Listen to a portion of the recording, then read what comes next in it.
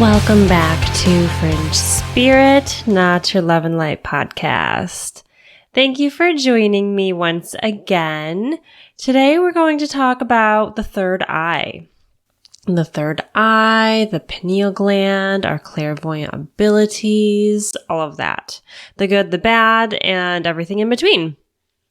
Okay, so what is the third eye?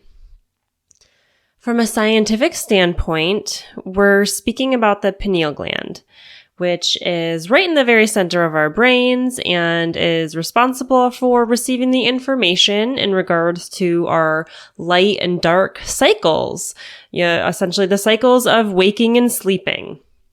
So, if you think about it in that way, even from the scientific standpoint, our third eye is very, very open at night while we're sleeping, right? We're dreaming. We are dreaming. We're not seeing these things with our eyes. We're seeing them with our third eye. From the energetic standpoint, the third eye, we're speaking about our sixth chakra, right in the middle of our forehead. It is our spiritual perception and connection. And most people, when we think about our third eye, they're really thinking about our clairvoyant abilities. However, from the energetic standpoint, it's more than just the seeing. It's the perception and the receiving and the ability to see clearly, not only in this more metaphysical way, but also in our day-to-day lives. The ability to see our problems clearly, to see our lives clearly, to see the situations in our lives clearly. Okay.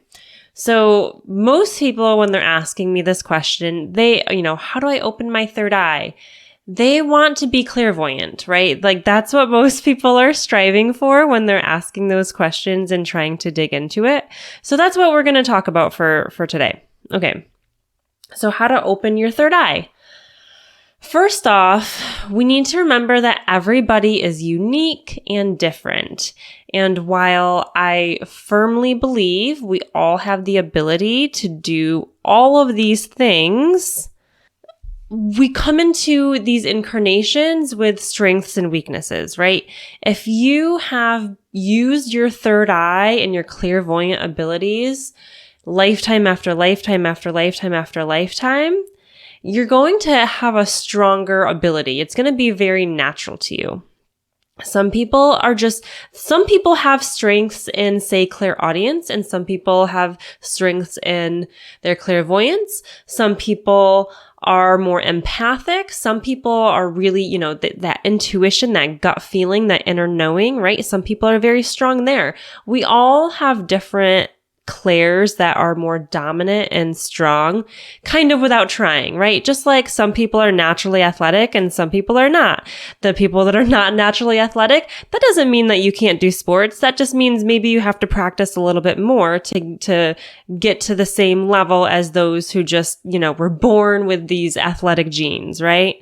So don't be deterred if it's more difficult for you, or you hear from other people that it's so simple and easy for them, right? Because there is a lot that goes into it. And in my opinion, it's a little overrated. I think we should be more balanced with all of our abilities to receive, our clairs, our chakras. We should be using everything very equally.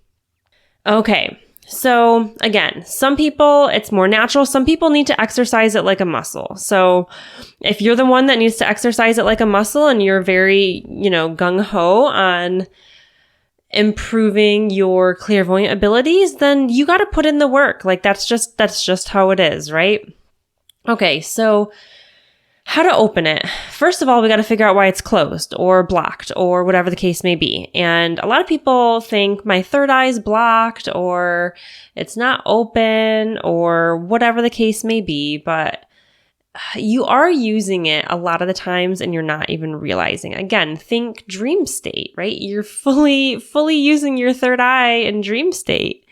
But if you say you have a block, what are the common things that might block our third eye? So let's go back further, right? Past lives.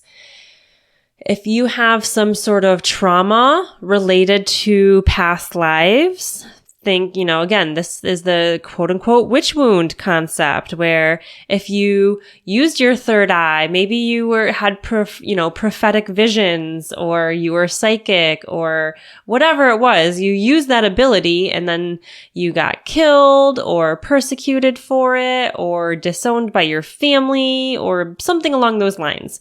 And so then it creates this association of, I am not safe to use my third eye, right? Any sort of trauma that leads you down that road. And it doesn't even always have to be, oh, I am, using my abilities. Maybe you saw something really traumatic and you decided to kind of shut that off, right? On rarer occasions, there absolutely can be things like contracts or quote unquote curses placed on you or your lineage, or, whatever the case may be, from past lives that are still following you through to this life. So that is less common. More common, it's more of like a trauma thing, something to heal.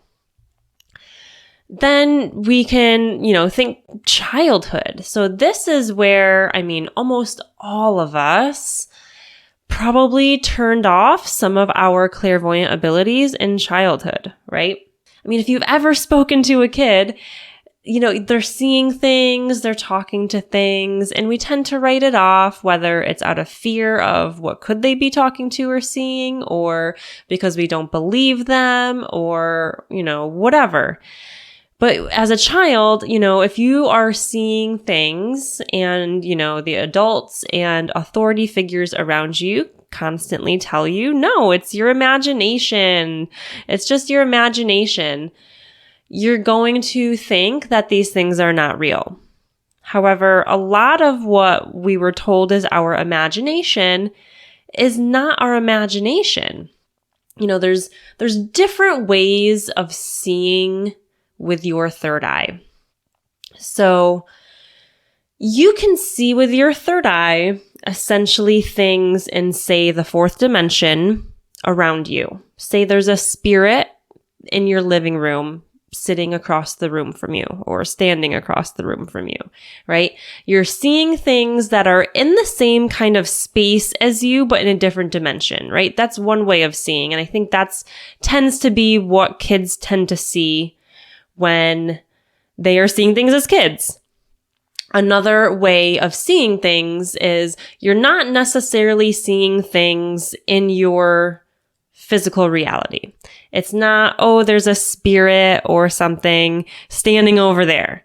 It's, you just see it right in front of your face, and you're receiving these messages, but they're not physically there, right? And it's a little convoluted and, a little complicated and confusing to understand. But what kids tend to see are more so like your spirits and those types of things that are around them. And again, they're told it's their imagination, and it's not. Okay. Then sometimes you have adults who are just totally scared, right? If you have a kid and they're like talking to, oh, there's grandma, and grandma died last week.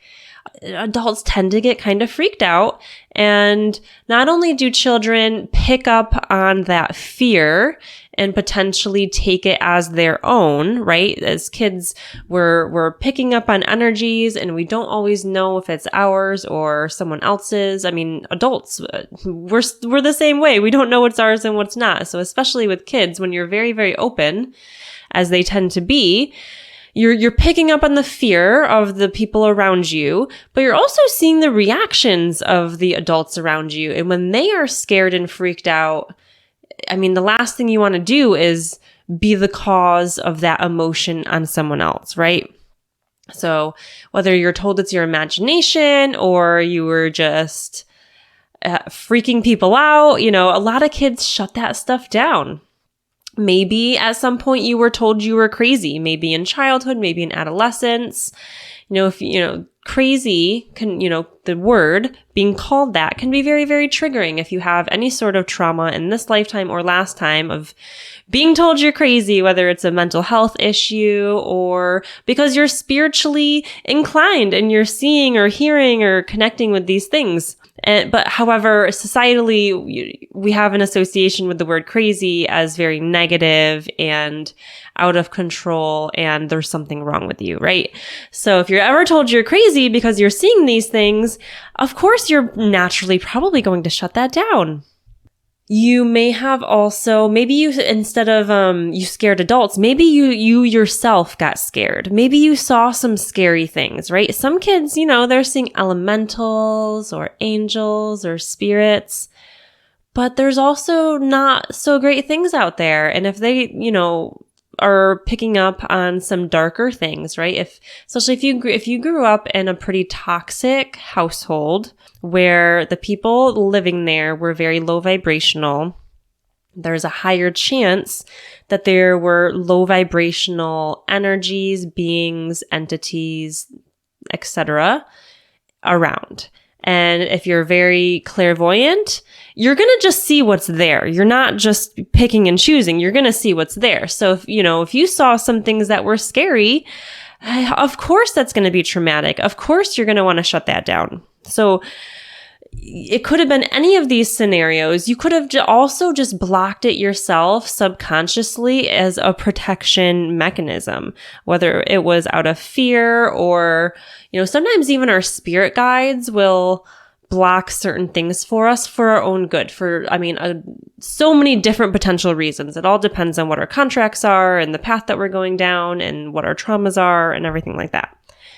But a lot of times it's, scenarios in childhood that we tend to shut these things down. We're told it's our imagination when our imagination is real, right? You can see things with your third eye, like I said, not necessarily in your reality, but the things that you can see or visualize and manipulate and do with, your quote unquote imagination is real. It works. You will see the effects of it. A lot, if you ever do energy work or anything like that in a very clairvoyant way where you're visualizing the energy and you're pulling it out of a chakra or your aura or whatever, you're to most people, you're using your imagination, right? That's not real. But when you feel the real physical effects of it, that's when you really start to realize anything that you can conjure up in your quote unquote imagination is real and has the potential to be very real. Is it going to manifest in your physical reality? Probably not. But is it going to have an effect on your physical reality? Absolutely. Okay. We'll get into all of that on an episode on transmuting energy. But okay. So we talked about why it's closed. How do we open it up then, right? So if it's closed for a reason, because there's a difference between it's like closed and blocked versus I need to hone this skill and work this muscle. But if there truly is a block, if there truly is a deeper rooted reason why you are not clairvoyant, why you're not seeing things, right? Especially, so this might be a good way to almost differentiate, just kind of coming to my mind now. So if you ever have chakra work done on yourself or you do it on yourself, if the status of your third eye tends to be pretty good, but yet you're still not very clairvoyant, then that might mean more so that you need to hone the muscle. Whereas if there's baggage there from past lives and stuff like that, the chakra itself is probably going to hold some of that energy. Okay, how to open it back up? You got to do the healing, right? I know you guys are probably sick of the fact that the answer to most things are you have to do the work.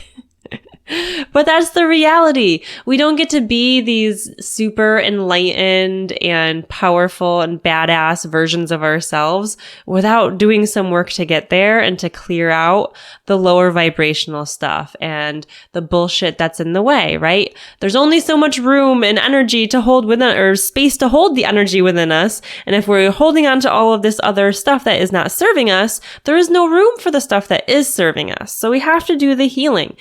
And that's depends on what the situation is. Is it past lives? Is it childhood? Is there some sort of energetic intention-based energy from another person, potentially.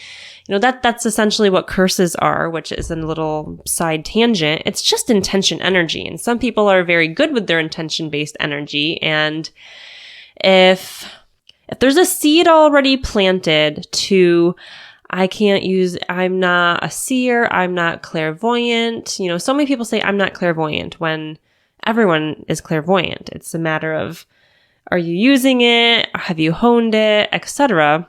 If there is a little bit of a seed of doubt planted, whether it's from a childhood trauma or a situation where you turned it off, or your own kind of lack of confidence in that way, if, there's someone out there that has some very strong intention and they like to do things like curses or black magic, and they send that energy your way and want to limit you from seeing, the intention-based energy can connect with you better when you're vibrating at the same level as the intention, as the vibration of the intention. So if you're already vibrating at, I can't see, I'm not clairvoyant, and then someone sends you the energy of, I don't want her to see, I don't want her to be clairvoyant, then it has a much higher chance of affecting you.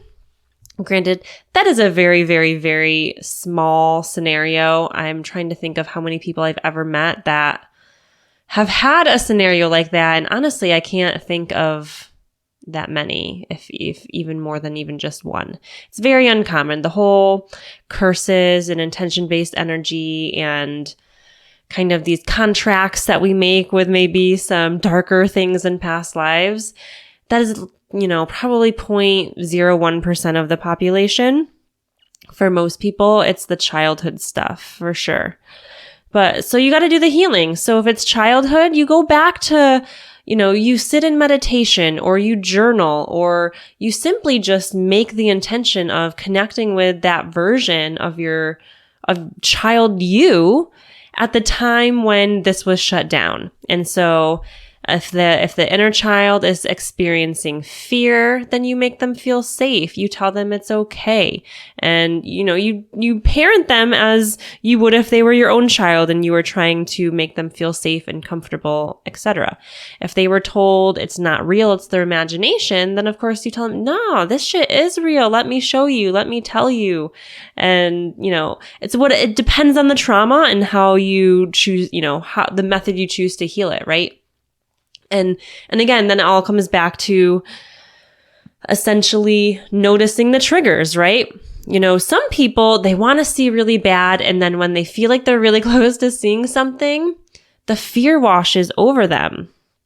And that's going to block you. You have to release the fear that you have connecting to it. And if you don't know where the fear comes from, that's the area to dig. That's your starting point for finding the root of the trauma, the root of the block. Why did this happen? So many people, I think the most common is people are in a place of fear, whether consciously or subconsciously, because sometimes it's very subconscious and you don't even notice that you're fearful until you really pay attention to your whole body, right? Are your muscles tense? Is your chest tight? Is your heart beating really fast? Do you feel discomfort in your stomach, right? When you're thinking about, I'm going to meditate and I'm going to see something, right? And maybe you're scared. And sometimes we can, if you really pay attention to your body, that's where you can really figure out if you're feeling fearful and where to kind of dive deeper, right? Okay, so do the healing, release the fear, then clear out your chakras, right? If you're practicing, right, through say meditation or, just day-to-day life and whatever, you clear out your chakras, right? Especially the third eye, clear out that third eye chakra, get it real good. And of course that's going to help you, right? And then we need to let go of expectations. This is the number one killer, in my opinion, is we have an expectation of what we think being clairvoyant looks or feels like, because everyone experiences it differently, right? Some people experience it as almost like photographs popping up in their mind. Some people see swirls of color, and then they learn to interpret what the different colors mean. Some people see symbols, and again, they have to interpret what do these symbols mean. Some people watch like a full-on movie in their mind, right? There's so many layers and levels to it, and you can't expect to go from, I have never seen something clairvoyantly or very infrequently, to I'm watching movies play out in my head. It doesn't work that way. If you didn't start off very strong in that area, you have to work your way there. You have to exercise it like a muscle. You're not gonna, have super big biceps or abs of steel because you went to the gym once or because you wanted it really bad, right? It's the same thing. So in order to not only open it back up, but really honing it and, getting used to it and getting stronger with it, we have to exercise it, which I think, and a lot of people are going to hate this, but the best way to do that is meditation. The problem with meditation, again, is too many people are going to have expectations of, I need to see this, I need to see that, and if I don't, then I failed. And so you need to let go of the expectation and just be open to whatever comes through. There is a little exercise that I heard a long, long, long time ago, and I think it has helped a lot of people. And it's a brilliant exercise. I wish I came up with it. And the exercise is you take a photograph, you look at it, really look at it for a minute, and then close your eyes and try to see that photograph in your mind. And maybe the first time you don't see it. So you open your eyes again, look at it again, and just keep trying. And once you can see that photograph in your mind very clearly, continue to do it until, and it can take, days, right? Do it every day for a week. Do it 5 times a day for a week, whatever. If you really want to hone your clairvoyance, then you have to be dedicated. It is what it is, as with everything else in life, right? So once you can actually see the photograph in your mind, then you start to manipulate it. Then you start to move, say you have 3 kids and all 3 of your kids are in the photo and maybe they're all standing on the beach. Maybe have one of them move and walk towards the water, or one of them sit down in the sand, or, do that. And then once you can move the figures and objects in the frame of the photo, then pan it, right? Move the perspective, look left, look right, those types of things. I mean, this is a brilliant, I don't know who came up with it originally, but it's a really, really good exercise. So I would definitely suggest that.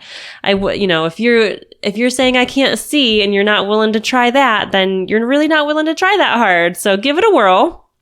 And I know it will help, if you continue to try it, right?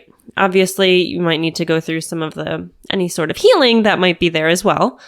But okay, let's move on. Okay, so what happens when you do open your third eye? So everyone wants to open their third eye, but they're not ready for what happens when they open their third eye. So you're going to see everything. You don't get to choose. You don't get to choose to only see angels and spirit guides and your past loved ones. You will see various things. You may start to see portals. You might start to see people's auras. You might start to see dark entities and kind of some of the lower vibrational dark things. And it can be very, very jarring, some of the things that you may see.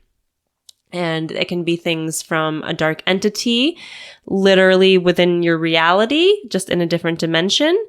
Or maybe you're watching a past life and, you're seeing something very, very gnarly and disturbing. I mean, I've seen some severely disturbing, borderline traumatizing things with my third eye.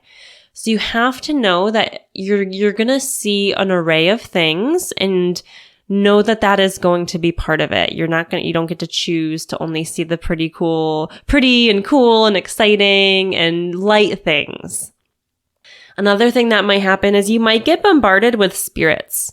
So the spirit world, they know what and who can see them, connect with them, and help them.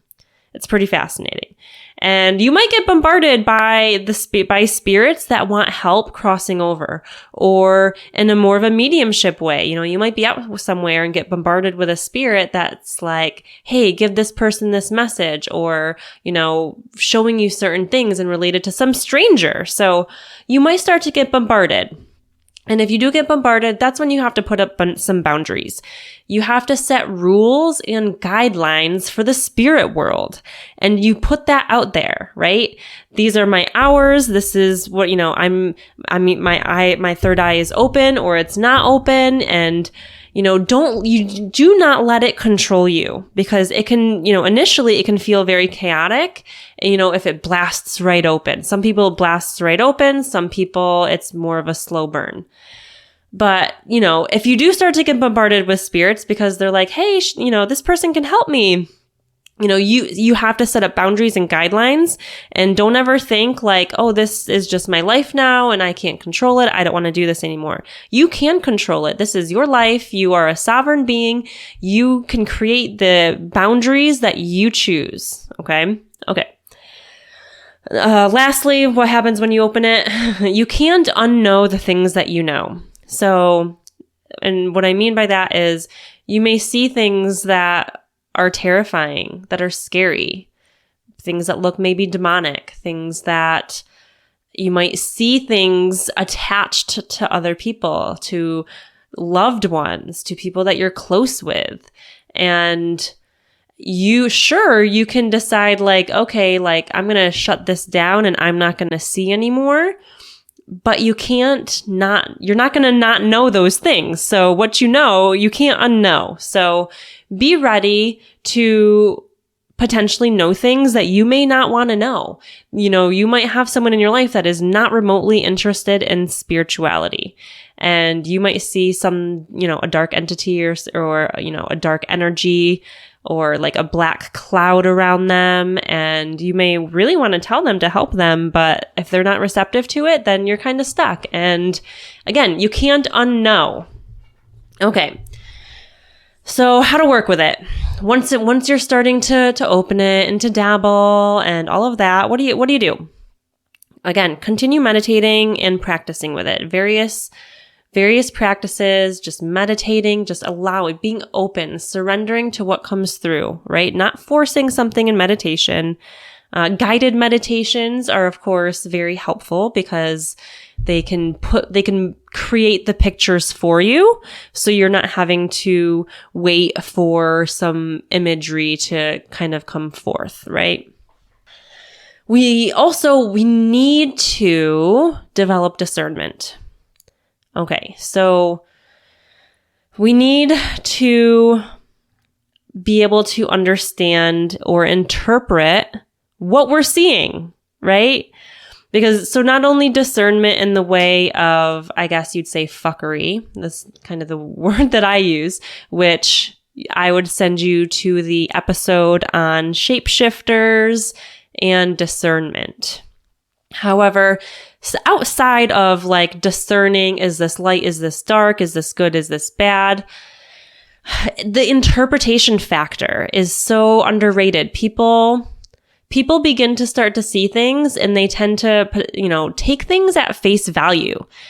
A lot of the time when we see things with our third eye, we're struggling with, is this a metaphor? Is this actual? Is this for me? Is this for somebody else? What am I seeing? Is this a past life? Is this somebody else's life? Is this the future? Am I just seeing this as a metaphor for something else? It really takes a lot to know what you're seeing and what it means.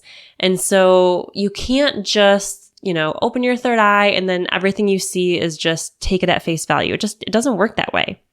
So, for example, I will get the visual of someone climbing a mountain when the message is, and depending on where they are in the mountain, it's kind of like where they are on their journey, whatever journey they're on, right? Is it a spiritual journey? Is it a healing journey? Whatever.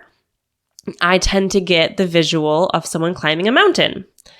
And that took me time to be able to discern and know that that's what that means for me. When I get that image, that tends to be what it means.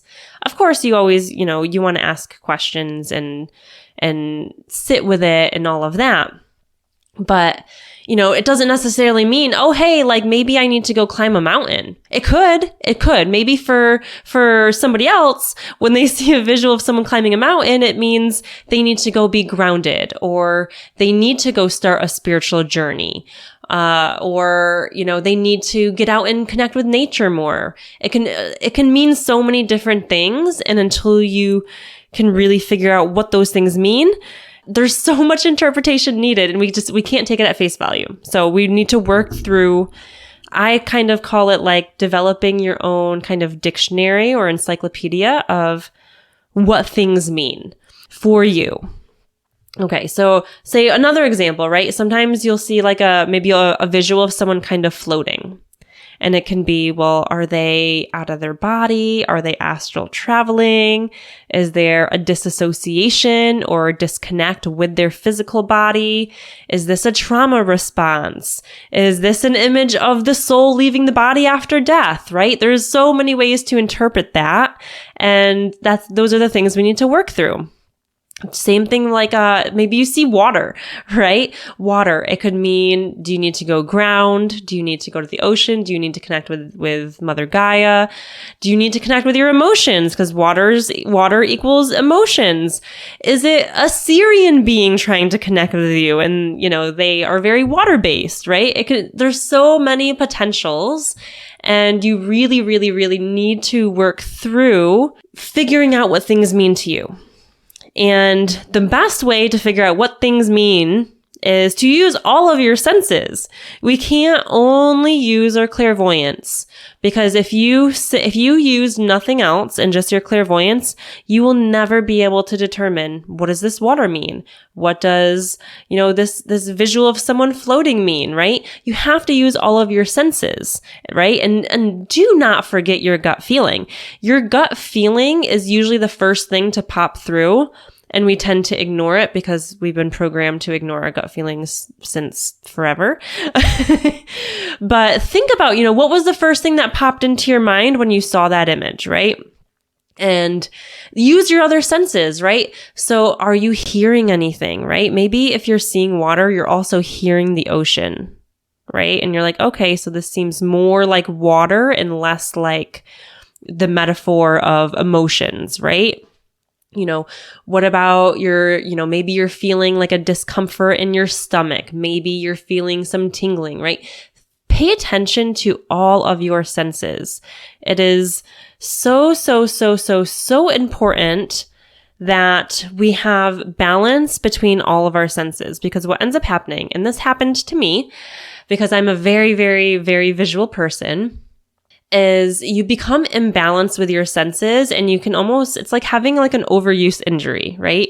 It's like, if you just started running as a runner and your body is not used to being a runner, but you decide, I'm going to go run an hour every single day after never having run a day in your life. And you injure yourself. Your body is not used to it. And even if your body is used to it, you can still get the overuse injuries, right? If you're using something too much, you can injure it. And it's the same thing with our third eye and all of our other senses. So we don't want to rely on only our clairvoyant abilities.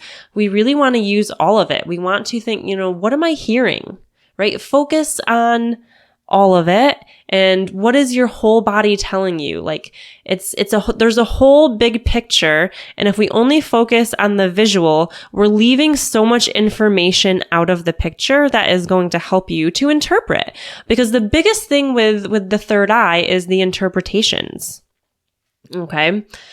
So what I would suggest is journal. And when you begin to use your third eye, maybe you meditate and it's not a guided meditation and you're just kind of doing what I call just like a blank meditation, where you're just blank, empty, just allowing whatever comes to come or nothing at all. And maybe all you get is a symbol or a color, right? Write those down. In addition to writing those down, how did you feel while you were meditating? Did you feel antsy? Did you feel calm? Did you feel warm and loving? Did you feel content and peaceful, right? What emotions are you feeling? Did you get any sensations through your body, right? We really need to find this balanced place between everything. And if you can start to journal and write these things down, so you saw a symbol, the symbol was blue, maybe you kind of had that like Zen feeling like you're at the ocean and, whatever the case is. Maybe you got like a high-pitched ringing in your left ear. You come out of it, you have no idea what it means. That's okay. At the beginning, you're not going to know what anything means. But write it down because you might start to notice patterns. Maybe every time you get like a bright or a high pitch ringing in your left ear, the color blue is coming through and then there's an emotion attached to it or whatever the case may be. Don't rely just on the visuals. Bring it all together and write it down, and then you begin to create these associations where you know that this typically means this typically means this combination of things usually means this. And in my opinion, that is such a good way of figuring out how to discern and how to interpret what things mean. Okay. So again, some things to remember. We don't want to overuse the third eye, so we want to turn it off when we're not using it. It's also a boundary thing, right? If you are getting a little bombarded by visitors or spirits or things wanting to talk to you or you to give messages to other people, turn it off and set some boundaries and rules, right? And again, we don't want to overuse it. We don't want to become obsessed with using our third eye. And I'm saying this from experience. We can get a little obsessed with using our third eye because it is relatively easy once you really kind of hone it. And again, then we're not paying attention to our other senses. And we want to be receiving with all of our senses. So we want to be balanced. We don't want to overuse it. And again, we need to remember that everybody has different innate abilities. Everybody's coming into this incarnation with different traumas, different pasts, different strengths, different weaknesses. And don't compare yourself to others.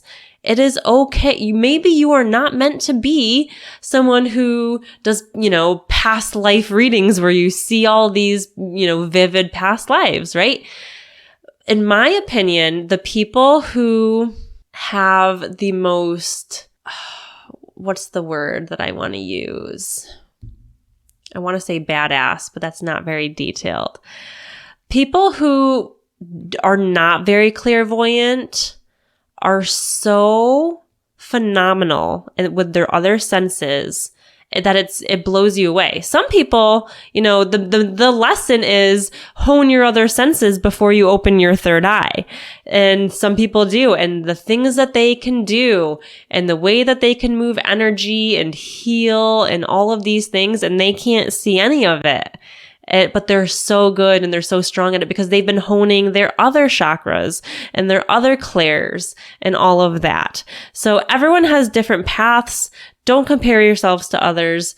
Follow what you're being guided to. You don't want to force it. You don't want to force, this clairvoyant idea that you want to have when maybe that's not your path. Just be open to receiving, and you can always continue to improve and improve. And again, don't compare yourselves to others. Okay. Question everything. There's a balance between you want to trust yourself, because if you're not trusting, you're going to have a hard time receiving. But there is a difference between questioning and trusting, right? Because you can trust what you are seeing and receiving, right? Yes, I am seeing this image and I trust that I'm seeing it. I'm not crazy. But the questioning comes in as far as what does it mean? Just because you're seeing it and you can trust and believe that, yes, you are indeed seeing this thing, you don't need to assume that what you're seeing is a face value interpretation. So question what the meaning of it is until you really start to see these patterns and associations with certain things where you then know, right? And then last but not least, things to remember, there is fuckery, and you can dive deep into that in the shapeshifter episode. But there's fuckery, and what I mean by that is there are beings who can project images on you. They can cloak themselves to appear as something else or to not be there at all, kind of an invisibility thing, and they can shapeshift into other things. So this is why it is vital that we use all of our senses. If you only use your ability to see, and you see, and it looks like this beautiful angelic figure, and it's giving you guidance, and you're listening to it, but you're not using your other senses, where your gut would tell you this feels wrong, right? Because maybe the guidance is really bad, and you're kind of nauseous, but you're not paying attention to your physical body. You're not paying attention to the sensations in your body. Your gut is yelling at you both in a nauseous way and in the gut feeling type of way that this doesn't feel right. But if you're not focusing, you're not paying attention to your other abilities and your other abilities to receive in your physical body and everything, essentially, and you're only seeing the visual, you will get taken for a ride and you will get manipulated, because there absolutely are things that will give you false images and, false images of themselves. And the way that we pick up on that is by having a balance between all of our receiving centers, I guess you'd say, clairs, chakras, physical body, energetic body, all of the things. So at the end of the day, using your third eye, is a little overrated, because everyone thinks you just open it and then you're good. But it takes a long, long time to get good at the interpretation factor and the balance of using that along with your other senses. So be patient with yourself, be kind with yourself, be gentle. Let go of the expectations that you have of what you think opening your third eye and using it will look like. Release the fear and don't compare yourselves to others. Your journey is yours. And if you're not extremely clairvoyant at this time, there's a reason for it, and that is okay. And it's part of your path. And we don't want to have the same path as everybody else. That would be so boring. So follow your path, follow your gut, go with the flow, and have fun, right? Have fun. I know this sounded very serious and like almost making it sound like it sucks, but I want to be real with people. And I've seen so many people that, they didn't have the knowledge and the information up front, and it went really sour for them, or scary, or they're taking things the wrong way. And I hope that this helps. Have fun with the learning process, right? Don't worry about getting to the point where you're this badass clairvoyant, right? Have fun with the journey. Have fun with getting there. That's the whole point, right? It's not about the end result. It's about the process and the journey getting there. So with that, everyone, thank you for listening, and I will talk to you next time. Bye.